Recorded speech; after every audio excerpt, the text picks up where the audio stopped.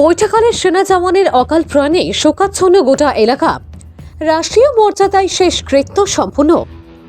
মাত্র ৪৫ বছর বয়সে ভারত সরকারের গৃহ মন্ত্রণালয়ের সশস্ত্র সেবা বলের ৬৭ নং ব্যাটালিয়নে এএসআই জিডি পদে অরুণাচল তাওয়াঙ্গে কর্মরত অবস্থায় আচমকায় মৃত্যু ঘটল আসামের শ্রীভূমি জেলার পাথরকান্দি বৈঠাকাল চা বাগান এলাকার কাটাবাড়ি গ্রামের প্রদীপ গোয়ালার।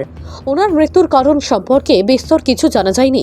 তবে ১৩ই ডিসেম্বর সীমা সুরক্ষা বলের পক্ষে মৃত সেনার পার্থিব দেহ ভারতীয় জাতীয় পতাকা দিয়ে ঢেকে উপযুক্ত মর্যাদায় স্যালুট জানানো হয়। শেষে ওনার মৃতদেহ বিমানযোগে বৈঠাখালে নিজের বাড়িতে এনে শেষকৃত্য সম্পন্ন করা হয়। তবে এই মর্মান্তিক খবরটি আমাদের দপ্তরে পৌঁছাতে কিছুটা বিলম্ব হয়।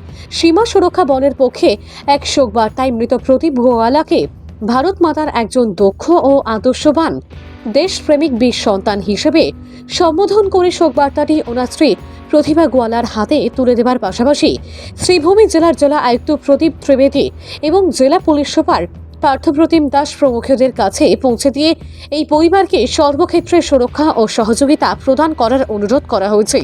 প্রদীপ গোয়ালার মতো সাহসী বীর সৈনিকের মৃত্যুতে বৃহত্তর বৈঠাকাল চা বাগান এলাকায় শোকের ছায়া নেমে আসে। মৃত্যু পরবর্তী সময়ে ওনার স্ত্রী ও ৩ মেয়ে সহ অসংখ্য আত্মীয় পরিজনদের রেখে গেছেন। ভানুচন্দ্রের রিপোর্ট, আসাম প্রাইম নেটওয়ার্ক।